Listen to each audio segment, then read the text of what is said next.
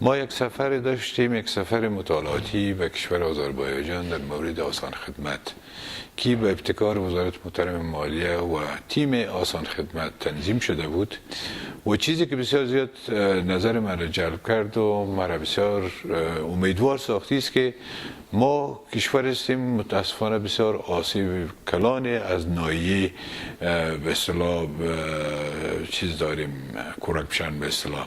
انشالله با تطبیق این سیستم بیخی صفر خواهد شد و این یکی از راه است که ما میتونیم با می فساد مبارزه بکنیم و این مبارزه عملی است، نه نظری. نه ای که ما صرف بیان بگوییم که ما در مقابل کرپشن یا در مقابل فساد اداری مبارزه میکنیم.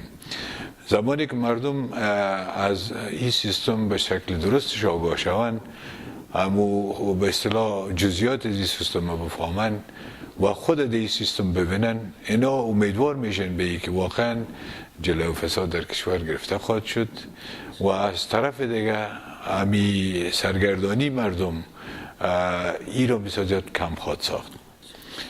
ما شما ببینیم که متاسفانه در کشور ما شما وقتی پروسیجرهای اداری را مطالعه میکنیم، این پروسیجرها بسیار طولانی مطول است، مردم بسیار زیاد رنج میبرن. زمانی که شما خواسته باشین یک تذکره بگیرین، طور مثال شما چقدر امضا کار دارین که جمع کنین، یا شما وقتی که میخواین پاسپورت بگیرین با چقدر دفاتر باید شما مراجعه بکنین، در حالی که با آسان خدمت که تمام خدمات زیر یک چتر انجام میشه، اینمی وان استاپ شاپ یا زیر یک چتر انجام شدن خدمات، مردم ها یا متقاضی های جوازا یا پاسپورت یا هر چیز دیگه که باشه یا فقط و فقط دورم یک نقطه واحد میتونه که تمام کارهایشان انجام شود و اونا امو مقصد خود به دست بیارن.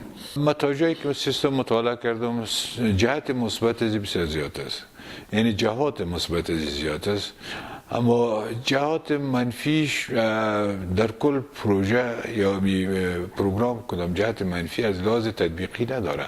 منتها مشکل ماست، نه مشکل آسان خدمت در کشور ما، به خاطر از اینکه اول خود سطح سواد بسیار پایین است در کشور ما.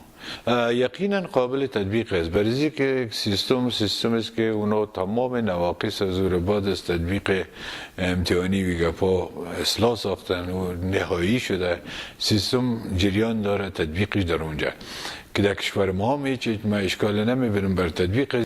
ما فکر میکنم که تعهد بسیار عمیق دارن با افغانستان، خصوصا در می عرصه. مانعی است که وقتی که ما سیستم امرایتان شیر میکنیم، ما هر نوع همکاری و امرایتان آماده هستیم که بکنیم.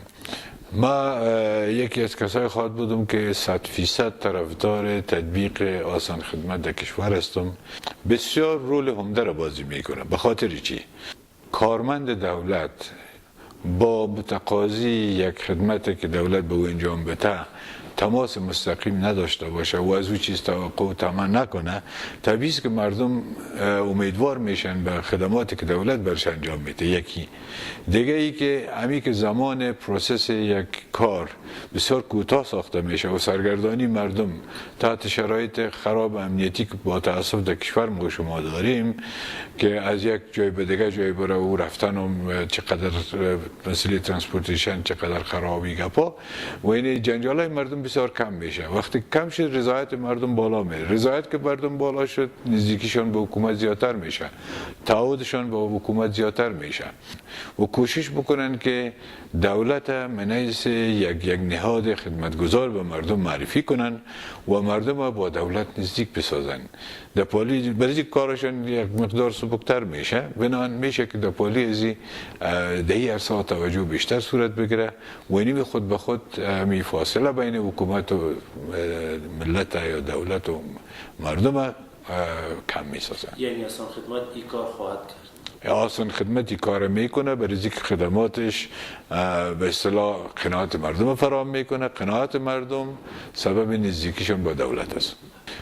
ما پیغام ما به هموطنای ما در قسمت آسان خدمتی است که کوشش کنیم که با تعامل و شکیبایی ای را بپذیریم.